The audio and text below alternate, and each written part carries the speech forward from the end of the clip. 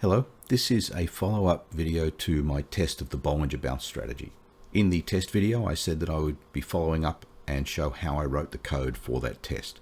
So today I have the code here.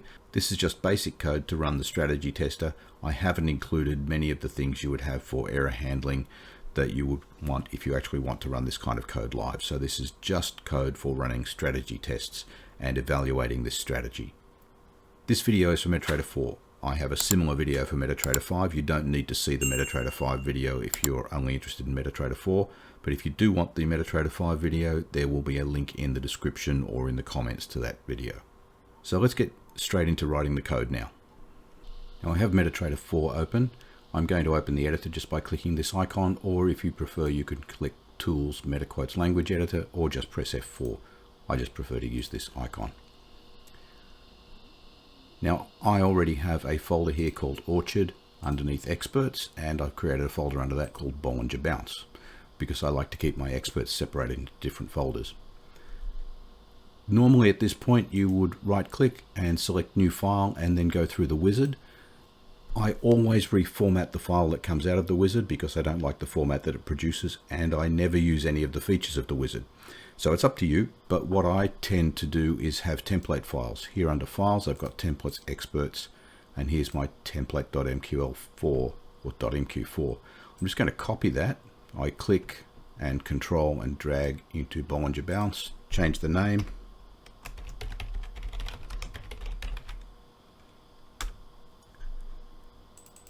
And if I open that, I now have a complete template file. It has a comment block.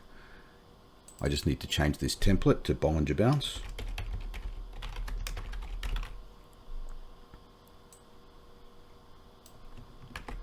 I do the same here.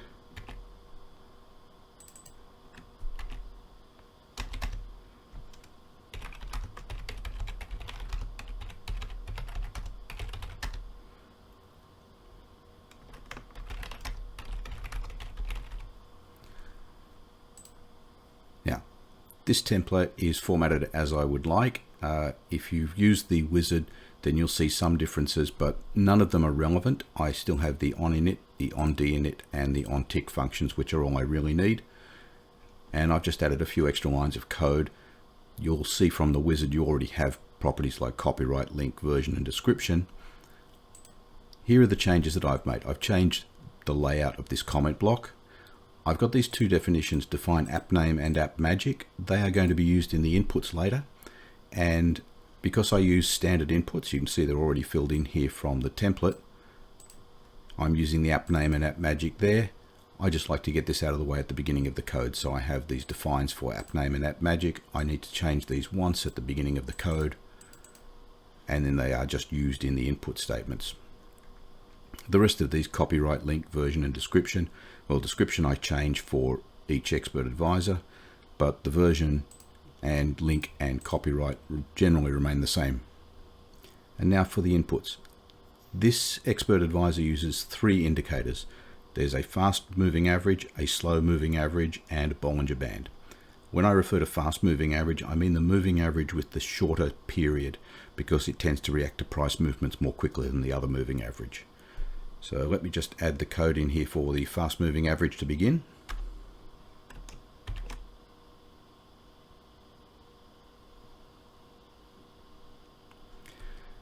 A moving average typically would have 4 inputs. I'm only using 3. There's the period, obviously, the method, which is defaulting to EMA, and the applied price, which is the close. The other input that I don't use is the shift. I don't find a need for it, so I just don't use it. So this is the default fast period for the fast EMA in this particular expert advisor. The slow EMA is the same inputs, just different values. So I'm just going to copy this.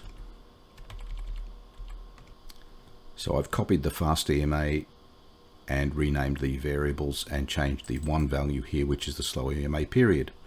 You'll also note that I've used the enum of MA method and applied price rather than just call these integers. Enums are integers, but I find that by defining these as the method and the applied price, then in the actual inputs you'll get a drop down of values rather than being able to enter any value you like. And the other inputs I need are for the Bollinger Band.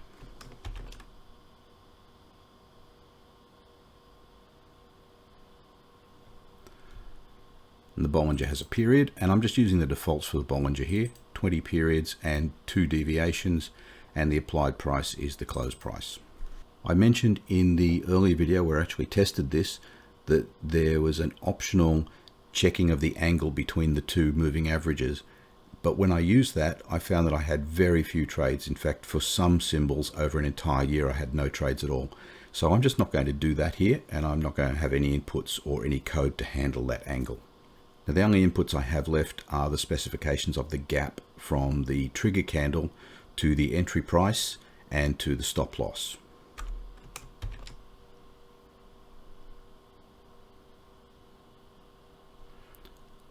So this expert advisor sets up an entry, and in this case it's 10 points away from the trigger candle, and a stop loss is 10 points away from the other side of the trigger candle. So it's either above or below, depending on whether this is a buy or a sell trade. And take profit multiplier, typically 1.0, so this uses a 1-to-1 profit to stop loss, but you can easily adjust this to a 2-to-1 profit to stop loss, or 0.5, or whatever you like. And that completes the inputs for Metatrader 4. Now I'm going to declare some global variables. You'll see here I have this entry gap points and loss gap points. I'm going to declare global variables to convert those one time only into price values or doubles, because that value won't change throughout the code. And I'm also going to declare an array of MQL rates that I'm going to be using to capture the current prices of the instrument.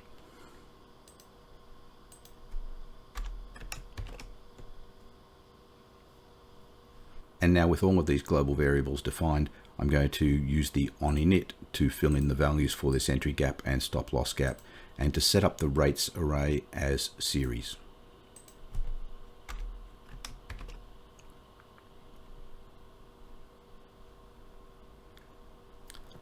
So simply array set as series rates true, because I want rates 0 to correlate to position 0 on the chart. And then entry gap and stop loss gap, I'm simply calling a function called points to double and passing in the entry gap points and the stop loss gap points. Now I'll just write this, because this is a custom function, points to double. I'll just write this at the end of the code now.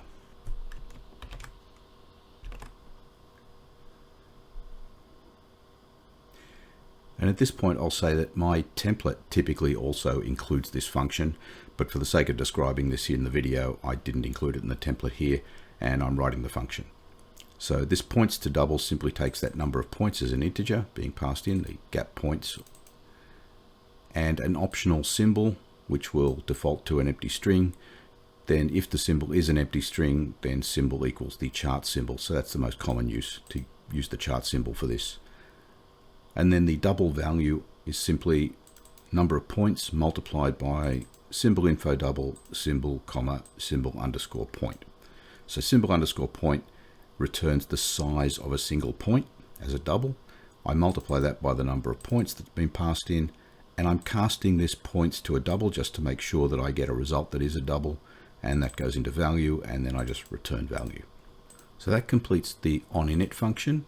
And I have nothing to add in the onDinit, so I'll just leave that as a empty brackets.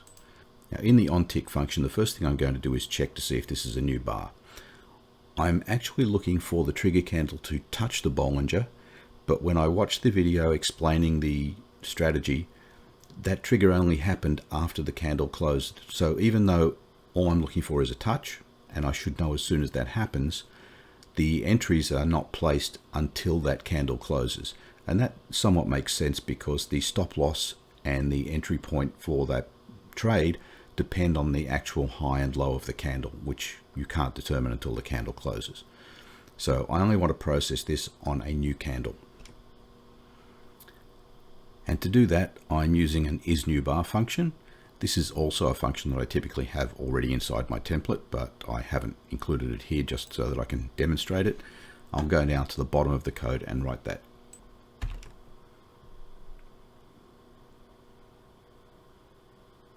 You've probably seen this function many times.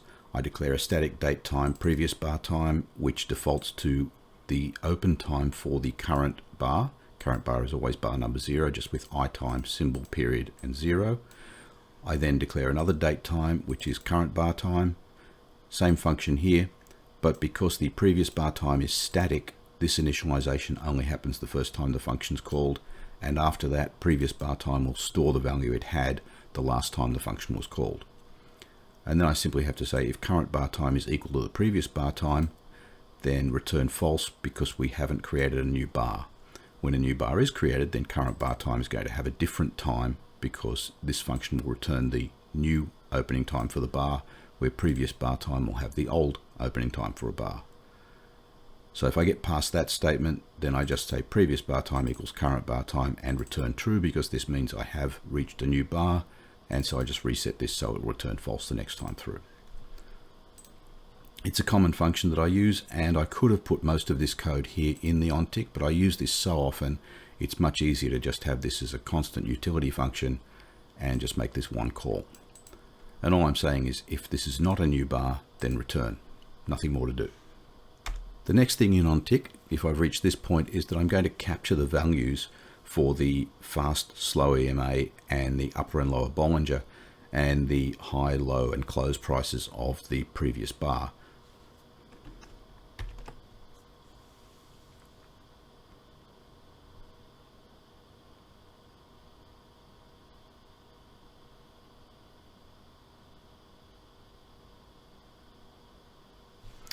Let me wrap some of these around a little so it's easier to see.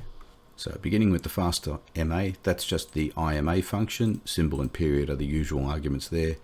Then the period, the shift, which I said I'm using 0, the method and the applied price, and I'm getting the value for bar number 1, which is the bar that's just closed.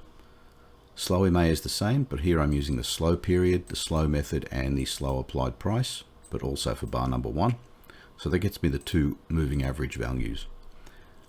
Bands, I have an upper band and a lower band. It's the same function call for both, so I bands symbol period, the Bollinger period, which was 20 by default, the Bollinger deviations. There is also a shift on Bollinger bands, but again, I'm not using it, so that's 0. The given applied price, which is going to be a closing price, and then the mode. So in the first case, I want the upper value, and in the second case, I want the lower value, and these are both for bar number 1. Again, the bar that's just closed. So that gives me the upper and lower Bollinger prices, and then I'm using the function copy rates with the symbol, the period, the start position, and I'm starting at bar number 0, and I'm copying 2 bars, so that's 0 and 1, into the array rates, which I defined, if you remember here, type MQL rates, dynamic array rates. And this returns the number of values that have actually been copied. I'm asking for 2 values, so if the result is less than 2, then I didn't get enough rates back, and I simply return because I won't be able to process later if I don't have enough rates. Now I'm just going to declare a stop loss and a price, and I'll set those depending on the conditions that I find.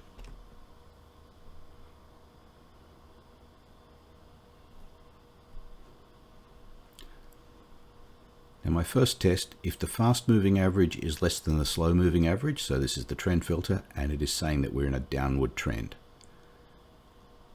And rates1.high, so the high value of candle number 1, is greater than the upper band, because we're looking for pullbacks.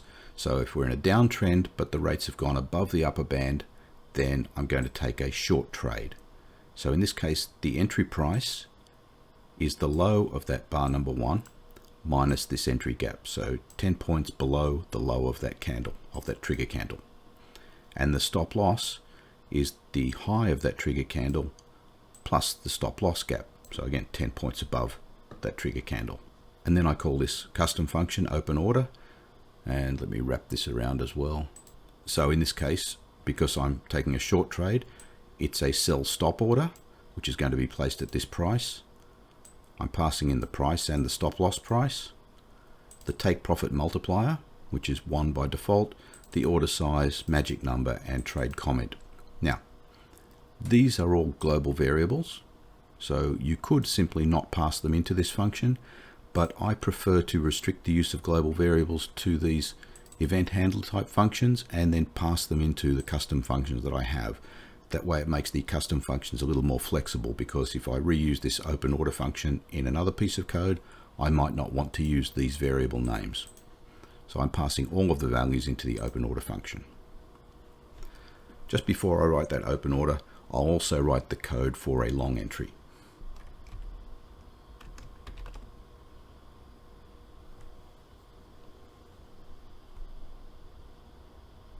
And the code for the long entry is just opposite. So if the fast MA is above the slow MA, then we're in an uptrend.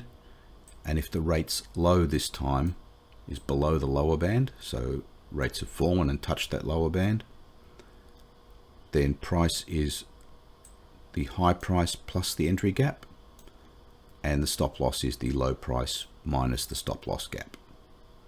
And then I call open order. Let me wrap this around again. And you'll see this is exactly the same, except that I've replaced the order type with order type by stop. So I'm still using price, stop loss, multiplier, size, magic, and trade comment. So now I'll write the open order function.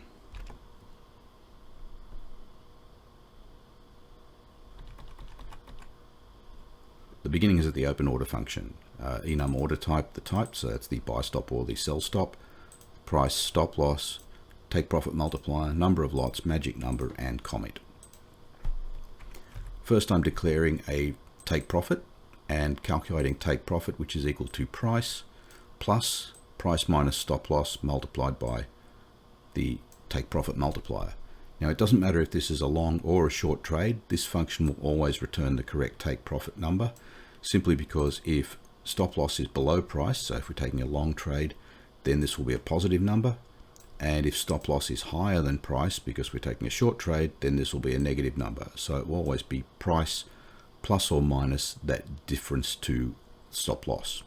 And now, because the price, the stop loss, and the take profit have all been either passed in or calculated, I just want to make sure that they are appropriate to be placing trades with, and I'm going to be using the normalized double function for that. And to use normalized double, I need the number of digits. Now, there is more than one method for getting the number of digits. I'm going to use the symbol info integer function because that is the same function that I would also use in MQL5, and that makes my code compatible between MQL4 and 5.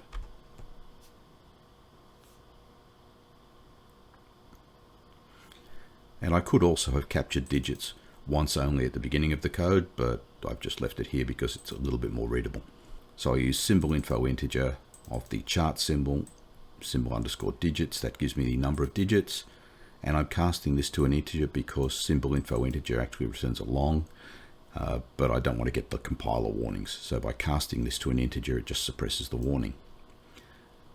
So then normalize double for the price, stop loss, take profit for number of digits, and that makes sure that these are appropriate values for the price, stop loss, and take profit.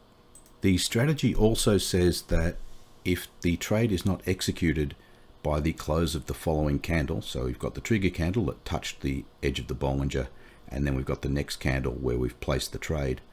If that next candle doesn't reach the buy or sell stop and execute that trade, then we should cancel the order. In the earlier video where I tested, I actually interpreted that as if the next candle is also a trigger candle.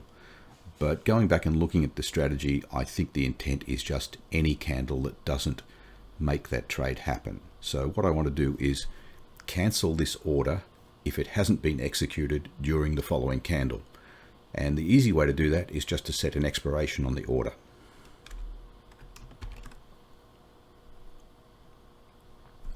Given that I want this order to expire as soon as the current candle closes, I can use itime symbol period 0. That gets me the opening time for the current candle.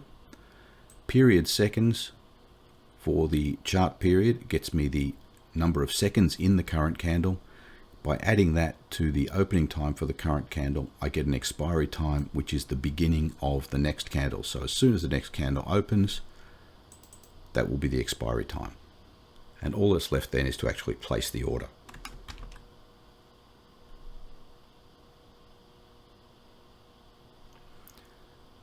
So that's the order send function, passing in the symbol, the type that came in here, that's either a buy stop or a sell stop, number of lots, price, I'm specifying 0 for slippage, stop loss, the take profit prices, the comment, magic number, and the expiration. So that will take care of placing that order, and it will expire automatically if it's not executed. If that fails, so I have here if not order send, so if I get an error, then I'm just going to print format, open order failed, and I'm using the placeholders here to pass in the symbol, the type of the order, let me wrap this around again, the symbol, the type of the order, the price, stop loss and take profit. That's just for diagnostics.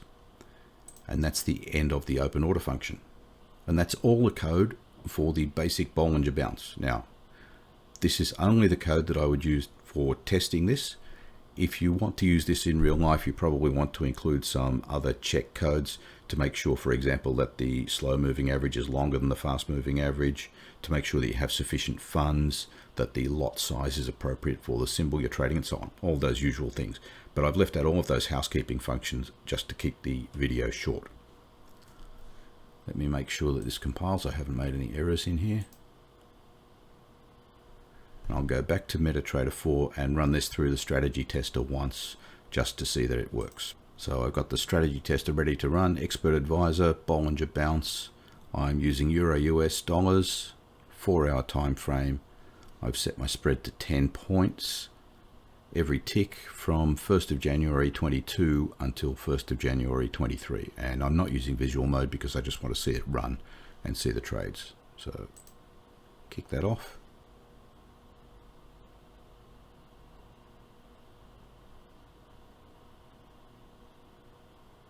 That ran. I can see it's placed trades.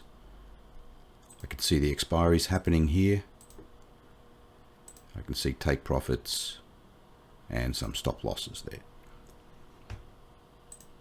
And that is the basic code for Metatrader 4 for the Bollinger Bounce. You may want to add additional conditions or change this. One suggested change is to change the time frame, and the other is to set the take profit at the midpoint of the Bollinger rather than based on the size of the trigger candle. There will be download links in either the description or the comments below. So until next time, thank you for watching.